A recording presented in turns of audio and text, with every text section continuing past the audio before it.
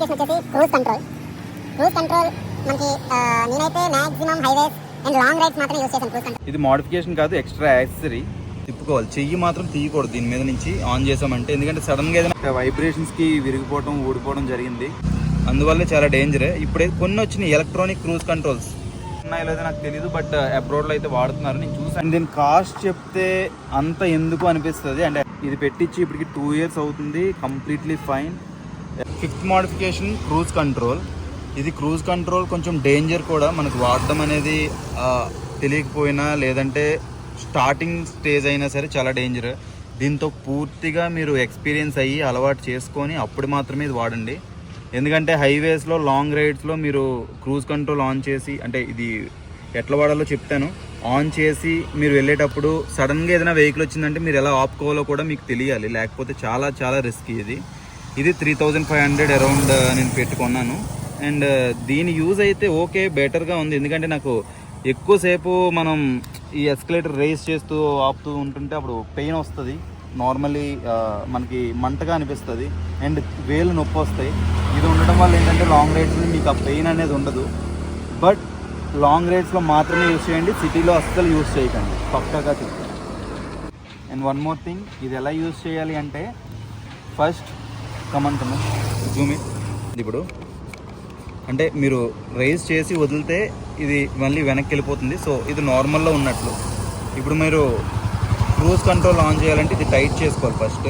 మీరు ఎంత టైట్ చేస్తారు అంటే, మీరు వెళ్ళే స్పీడ్ పెట్టి అండ్ మీరు వెళ్ళే దూరం పెట్టి, అంటే ఎక్కువ హైవే పెద్ద హైవే అనుకోండి, ఫుల్ టైట్ చేసేసి రైజింగ్ ఇచ్చారు అంటే అది అలా ఉండిపోతుంది, వెనక్కి తిరగదు. చూసారు మీరు, ఇది వెనక్కి తిరగదు. ఇంకా మనం మళ్ళీ వెంటనే తిప్పుకోవాలి, చెయ్యి మాత్రం తీయకూడదు దీని మీద నుంచి ఆన్ చేసామంటే, ఎందుకంటే సడన్గా ఏదైనా వెహికల్ వచ్చినా ఏదైనా స్పీడ్ బ్రేకర్ వచ్చినా సరే మీరు వెంటనే తిప్పుకొని ఆపుకునేటట్టు ఉండాలి, లేదంటే సౌండ్ వచ్చేస్తుంది అండ్ వీల్ ఆగదు, తిరిగేస్తుంది, చాలా చాలా డేంజర్. సో ఇది ఏం లేదు, సింపుల్, ఇది తిరగకుండా ఇది టైట్ చేస్తుంది అంతే, అంతకుమించి ఏం లేదు, అందువల్ల చాలా డేంజర్. ఇప్పుడే కొన్ని వచ్చినాయి ఎలక్ట్రానిక్ క్రూజ్ కంట్రోల్స్, ఫోకస్ అన్ని.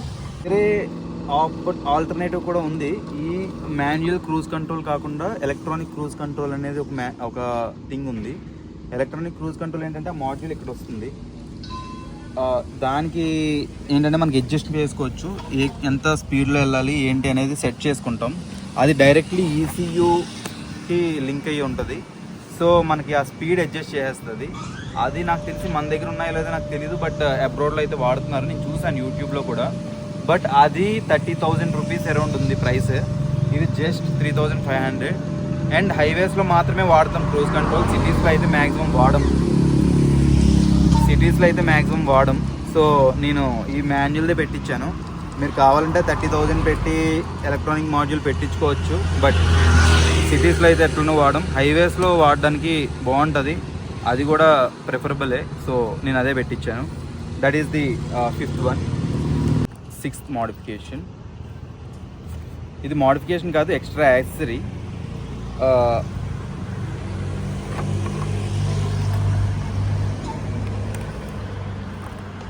Mobile phone holder, simply mobile phone holder, but it works a lot.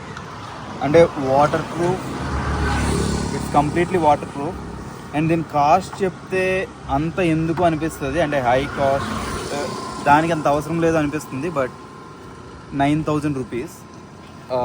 ఇది 2,500 రూపీస్, ఇది 2,500. And this one is 3,000 rupees. And ఈ కిందది వచ్చేసి ఒక 3,000 ఉంటుంది. ఇది కార్బన్ రేసింగ్, వైబ్రేషన్స్ అస్సలు అలౌ చేయదు, వైబ్రేషన్స్ రావు. ఇది అల్టిమేట్ యాడ్-ఆన్స్, ఇది అల్టిమేట్ యాడ్-ఆన్స్.